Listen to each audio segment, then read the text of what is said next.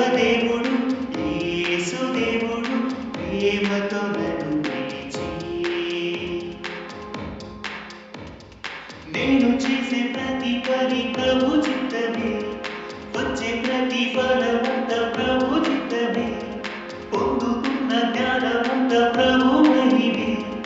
అందమైన జీవితము ప్రభు మహిమే ఆత్మానందము ఇచ్చెను శక్తియుక్తిని పంచెను అద్భుత దర్శనమిచ్చెను